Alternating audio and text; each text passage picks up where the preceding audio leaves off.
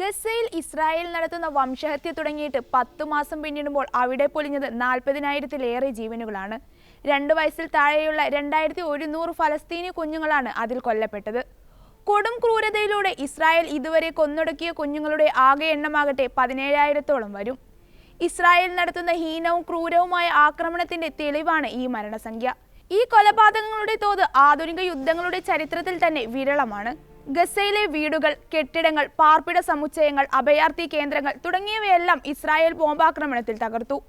തലയും കൈകാലുകളും നഷ്ടപ്പെട്ട കുഞ്ഞുങ്ങളുടെ നിരവധി മൃതദേഹങ്ങളാണ് കണ്ടെടുത്തത്. എല്ലാ അന്താരാഷ്ട്ര നിയമങ്ങളും ലംഘിക്കുന്ന ക്രൂരമായ ആക്രമണമാണ് ഇസ്രായേൽ ഗസയിൽ തുടരുന്നത്. അടുത്തിടെയാണ് 4 ദിവസം പ്രായമുള്ള ഇരട്ടക്കുട്ടികൾ കൊല ചെയ്യപ്പെട്ടത്. സെൻട്രൽ ഗസയിലെ ദേർ എൽ ബലാഹിലെ റെസിഡൻഷ്യൽ ഫ്ളാറ്റിന് നേരെ ഇസ്രായേൽ നടത്തിയ ബോംബാക്രമണത്തിലാണ് ഇരട്ടക്കുട്ടികളായ ഇരുവരും, അമ്മ ജുമാനും മുത്തശ്ശിയും കൊല്ലപ്പെട്ടത്.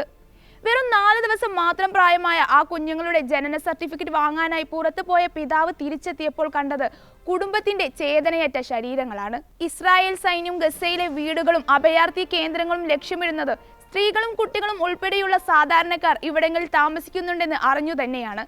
കഴിയുന്നത്ര സാധാരണക്കാരെ ഇല്ലാതാക്കാൻ അത്യന്തം വിനാശകരമായ ബോംബുകളും മിസൈലുകളുമാണ് സൈന്യം ഉപയോഗിക്കുന്നത്. മെയ് 26-ന് ഇസ്രായേൽ കൂട്ടക്കൊലയിൽ ജീവൻ നഷ്ടപ്പെട്ട അഹമ്മദ് എന്ന ബാലന്റെ പിതാവ് അബ്ദുൽ ഹഫീസ് തന്റെ മകനെയോർത്ത് പൊട്ടിക്കരയുകയായിരുന്നു. എന്റെ അഹമ്മദ് വളരെ സുന്ദരനായിരുന്നു. 1.5 വയസ്സായിരുന്നു അവന്. ഇസ്രായേൽ ബോംബാക്രമണത്തിൽ അവൻ കൊല്ലപ്പെട്ടു. അവന്റെ തല ശരീരത്തിൽ നിന്ന് വേർപെട്ടിരുന്നു. ഒടുവിൽ അവനെ തലയില്ലാതെയാണ് അടക്കം ചെയ്തത്. നിറകണ്ണുകളോടെ അദ്ദേഹം പറഞ്ഞു.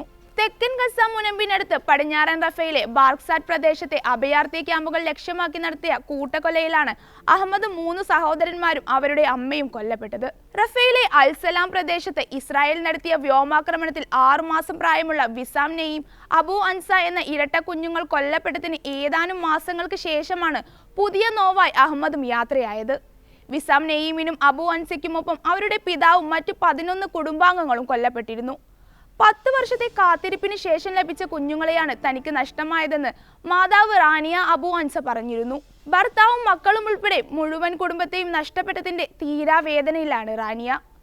ഫെബ്രുവരി 12-ന് തെക്കൻ നഗരമായ റഫയിലെ വീട്ടിൽ ബോംബാക്രമണം നടക്കുമ്പോൾ ഷൈമ അൽ ഗൗൾ എന്ന യുവതി 9 മാസം ഗർഭിണിയായിരുന്നു. അവരുടെ ഭർത്താവും ആൺമക്കളായ മുഹമ്മദും ജനനും ആക്രമണത്തിൽ കൊല്ലപ്പെട്ടു. ആക്രമണത്തിൽ നിന്ന് അത്ഭുതകരമായി രക്ഷപ്പെട്ട ഷൈമ ആൺകുട്ടിക്ക് ജന്മം നൽകിയെങ്കിലും ഒരു ദിവസത്തിനപ്പുറം അവന് ജീവിക്കാനായില്ല. ചുരുക്കത്തിൽ സർവ്വതും നഷ്ടപ്പെട്ടതിന്റെ വേദനയിൽ നിന്ന് കരകയറാനാവാതെ നിൽക്കുകയാണ് ഷൈമ അൽ ഗൗൾ. ഓക്സിജന്റെയും വൈദ്യുതിയുടെയും അഭാവം, അപര്യാപ്തമായ പരിചരണം, ആശുപത്രികൾക്കു നേരെയുണ്ടായ ആക്രമണം തുടങ്ങിയ നിരവധി കാരണങ്ങളാൽ കഴിഞ്ഞ 10 മാസത്തിനിടെ നിരവധി ഗർഭസ്ഥ ശിശുക്കൾ മരിച്ചതായി യൂറോമെഡ് മോണിറ്റർ റിപ്പോർട്ട് ചെയ്യുന്നുണ്ട്. ഇക്കാലം വരെ ഇസ്രായേൽ നടത്തിയ വംശഹത്യയിൽ ഏകദേശം 40,000-ലേറെ ഫലസ്തീനികൾ കൊല്ലപ്പെടുകയും 88,000 പേർക്ക് പരിക്കേൽക്കുകയും ചെയ്തു. വംശഹത്യ മൂലമുള്ള ഉയർന്ന മരണനിരക്ക് വരും തലമുറകളിൽ ഗസയിലെ ജനസംഖ്യാ വളർച്ചാ നിരക്കിനെയും പ്രതികൂലമായി ബാധിക്കുമെന്നാണ് റിപ്പോർട്ടുകൾ. കഴിഞ്ഞ 10 മാസമായി തുടരുന്ന ഇസ്രായേലിന്റെ വംശഹത്യയിൽ ഫലസ്തീനിലെ കുഞ്ഞുങ്ങൾക്ക് അവരുടെ മൗലികാവകാശങ്ങളെല്ലാം നിഷേധിക്കപ്പെടുകയാണ്. അന്താരാഷ്ട്ര നിയമങ്ങളുടെ പരിരക്ഷയും അവർക്കില്ല. ഭൂരിഭാഗം കുട്ടികൾക്കും വിദ്യാഭ്യാസം നഷ്ടപ്പെടുന്നതിനു പുറമെ വീടും സാമ്പത്തിക ഭദ്രതയും കുടുംബത്തിലെ അംഗങ്ങളും നഷ്ടപ്പെട്ടു. കുട്ടികൾ ലൈംഗികാതിക്രമങ്ങൾക്ക് ഇരയാകുന്നുണ്ടെന്നും റിപ്പോർട്ടുകൾ പറയുന്നു.